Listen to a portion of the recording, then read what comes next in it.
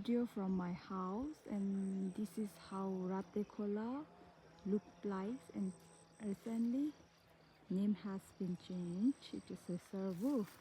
And from here, just opposite to my house, you can see Janaute.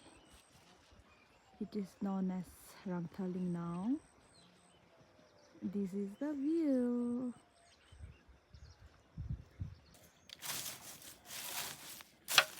Nobu cha imare charitsu.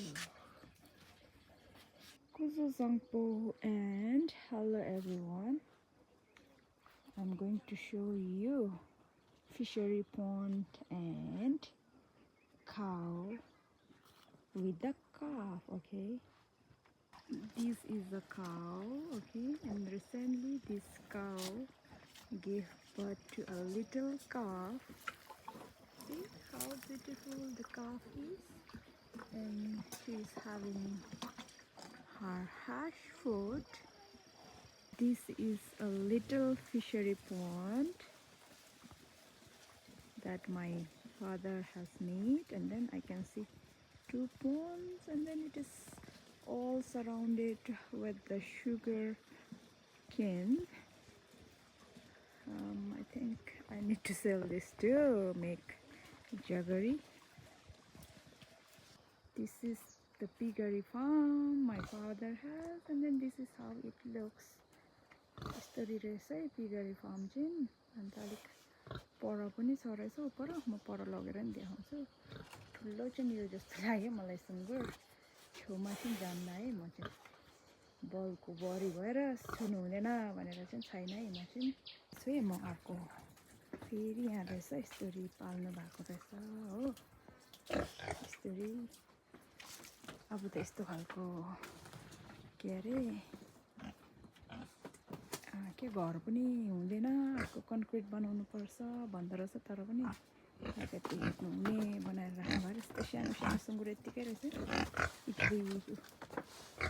हेर्नुहोस् piggery farm चाहिँ यस्तै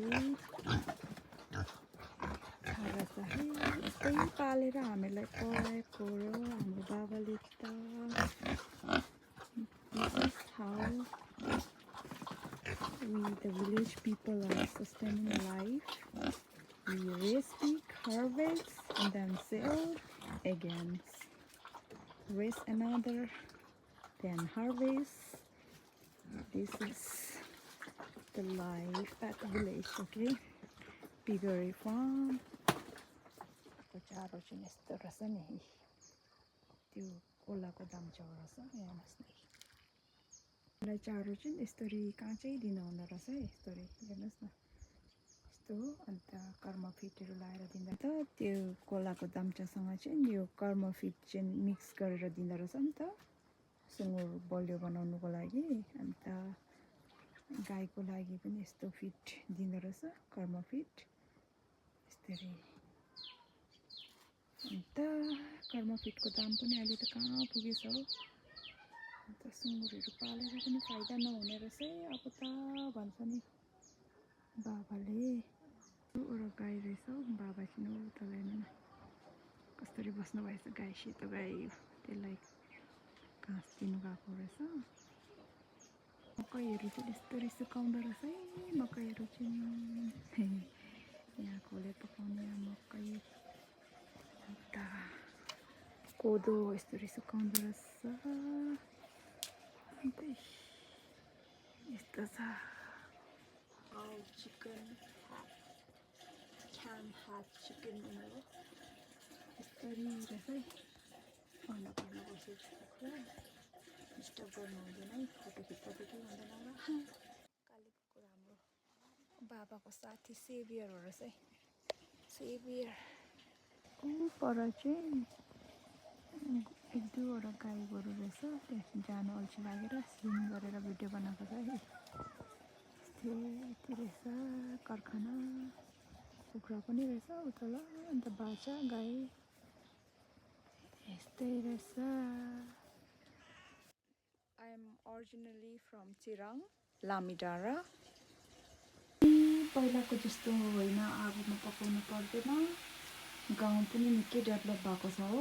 यस्तो छ kitchen चाहिँ। अन्त नानीले मेगी खाने अरे, मेगी पकाउनु लागेको। यस्तो छ अहिले त धन्न आगोमा पकाउनु पर्दैन। खाने हो अरे। हाई भन्नु दिएछ तातो छ है। अन्त यसरी बनाइदियो। यस्तो छ मेरो घरभित्र। त्यही छ, तातो छ। यो चाहिँ मेरो बाबाको घर हो है। अनि मैले के सुन्दैछु भने अचम्मको कुरा चाहिँ के हो भने हाम्रो घर चाहिँ 2 तले बिल्डिङ हो। मुनि चाहिँ गाह्रो, माथिबाट चाहिँ इकारा बेरा हो कि इटाको बनाएको भनेर कुनैले भनेको रहेछ कि। अन्त मलाई साह्रै बनाउनु मन पर्यो नि त भिडियो। अन्त फाइनली म भिलेजमा पुगेछु। मेरो बाबाको घर चाहिँ यस्तो छ है। बिल्डिङ होइन, इकारा बेराको छ घर। हेर्नुहोस् है कस्तो लाग्यो तिमीहरूले घरको कन्डिसन। सिम्पल हट हो, सिम्पल हट छ घर चाहिँ। हेर्नुहोस् है। अन्त कुन चाहिँ एङ्गलबाट 2 तले बिल्डिङ देख्यो भन्नुको लागि नि। तर पनि आफ्नो घर त आफ्नै घर हुँदो रहेछ होइन।